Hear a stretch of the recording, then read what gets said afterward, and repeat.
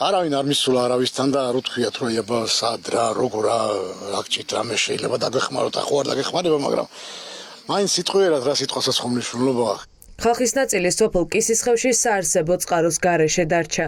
სტიქიამ ვენახები გაანადგურა მოსავალი, რომელსაც ხალხი მთელი წელი ელოდა, აღარ იქნება. მოსახლეობა ხელისუფლებისგან ყურადღებას ითხოვს. ხალხის თქმით, ზარალი იმდენად დიდია, რომ ჯერ ვერც დათვალეს, თუმცა არავის უთქვამს ადგილობრივებისთვის, ვინ მისცემს ან რა ოდენობის კომპენსაციას. ეს საერთოდ ვეღარ აღდგება აქ ვენახები, აქ არანაირი შანსი არ არის. იმ ხელათანხებთან არის დაკავშირებული, რომ იმას ფიზიკურად ვერავინ ვერ შეძლებს გლეხი იმით უმეტეს. სტიქიით დაზარალებულ მოსახლეობას დღეს ირაკლი კუპრაძე შეხვდა. ლელოძლიერი საქართველოს ლიდერი ამბობს, რომ მხოლოდ სტიქიის შემდეგ რეაგირება საკმარისი არ არის და პარტიამ, რომლის ხელშიცაა ძალაუფლება, უნდა იმუშაოს, რომ ხალხს მსგავს შემთხვევაში მინიმალური ზიანი მიადგეს.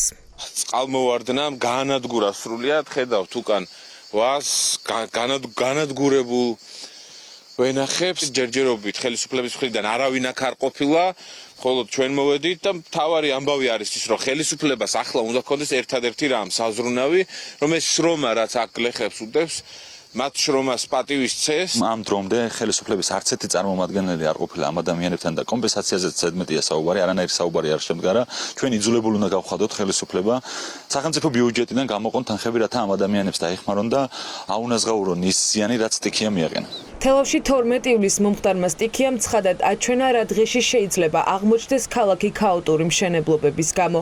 ქართულმა ოცნებამ თავად აღიარა, რომ მდინარის კალაპოტში კომერციული შენობების მშენებლობის ნებართვის გაცემა შეცდომა იყო. ოპოზიცია ფიქრობს, რომ პრობლემა ეს არის რისკების გაუთვალისწინებლობა და სამშენებლო ნორმების იგნორირება.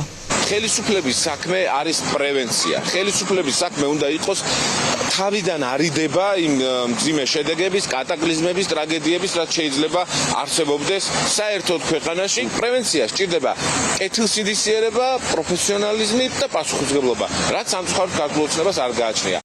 დამბები, რომელიც თელავის ხევის სათავეში 1977 წელს მომხდარი უბედური სტიქიის შემდეგ აშენდა, ხშირ მონიტორინგს საჭიროებდა, თუმცა ხელისუფლებამ ადგილზე საჭირო სამუშაოების ჩატარება დააგვიანა. ეს არის შეფასება. ოპოზიცია ფიქრობს, რომ წინასწარი გაფრთხილების სისტემების მონტაჟს მეტი ყურადღება უნდა დაეთმოს. თავის დროზე, როცა უკვე დაგროვდა ნალექი წლების აწლეულების განმავლობაში, ეს გაწმენდილიყო, ფუნდამენტურად გაწმენდილიყო იმ უბედურებას ავიცილებდით, რაც ამას წინათ აი ამ დიდ ღვარცოფულ მოვარდნას მოყვა. შესაძლებელი კომპანია იმსახურებს სამუშაოებს, საფუძვლიანად წვენს, ფაქტურად 8 მეტრის სიღრმიდან იღებს ნატასა გამოაქვს ნაპირზე. ეს არის მართლა შესრულებული სამუშაო. მსგავსად რო გაკეთებული წინა წლებში ეს უბედურება ამ დოზით არ მოხდებოდა. მოსალოდნელი სტიქიური უბედურების წინაშე სიღნაღის მუნიციპალიტეტის საზღვრისპირა სოფლის ერისიმედის მოსახლეობაც დგას. სოფელში არსებული მდინარე წვიმის დროს დიდდება და იქ მცხოვრებ ეკომიგრანტებს სახლებს უტბორავს. მოსახლეობა რამდენიმე წელია, რაც მდინარის კალაპოტის გაწმენდას ითხოვს, თუმცა შედეგი ვერ მიიღო. მმართველი ძალა აქ მხოლოდ მას შემდეგ გაჩნდა, რაც გაიგო, რომ ხალხთან შესახვედრად ოპოზიცია ჩადიოდა.